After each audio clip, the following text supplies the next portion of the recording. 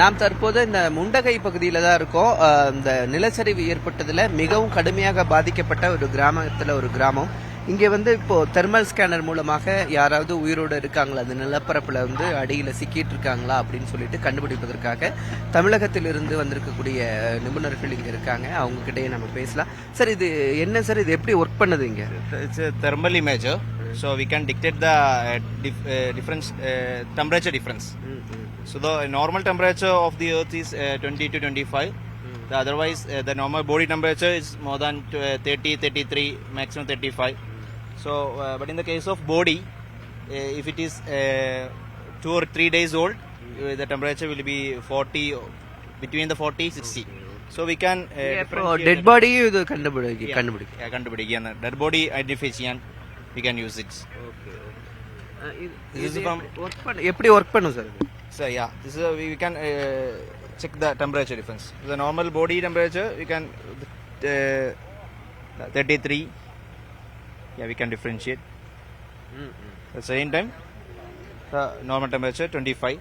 Okay. So in case of if there are any body, we can identify. Okay, இது மாதிரி எத்தனை எடுத்துட்டு வந்திருக்கீங்க சார்? இப்போ இங்க என்னென்ன ஒர்க் பண்ணிட்டு today reached from Chennai is a company from இன்னைக்கு எனர்ஜி இந்தியா பிரைவேட் லிமிடெட் சென்னையில் இருக்கோம். ஓகே. ஸோ எங்களை கேட்டிருந்தாங்க இந்த மாதிரி தெர்மல் இமேஜர் தேவைப்படுதுன்னு சொல்லிட்டு, அதனால நாங்கள் வந்திருக்கோம். எந்தெந்த இடத்துல நீங்க இப்போ இந்த ஒர்க் பண்ணிட்டு இருக்கீங்க? The morning we worked there.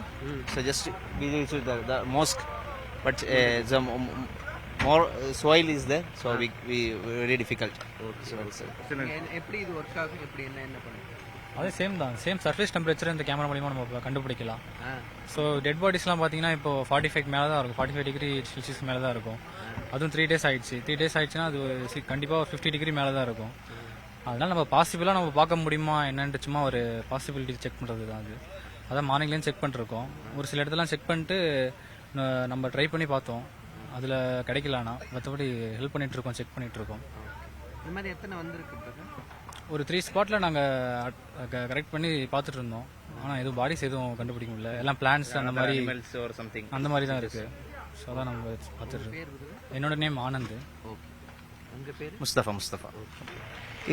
இந்த மாதிரி சில பொருட்களையும் பயன்படுத்தி, இந்த கருவிகளையும் பயன்படுத்தி இங்க சடலங்கள், ஏன்னா 5 நாட்களுக்கு மேலாகிறது, ஏதாவது சடலங்கள் இங்க கிடக்குதா அப்படின்னு சொல்லிட்டையும் அந்த பணிகள் வந்து இங்க நடந்துட்டு இருக்கு.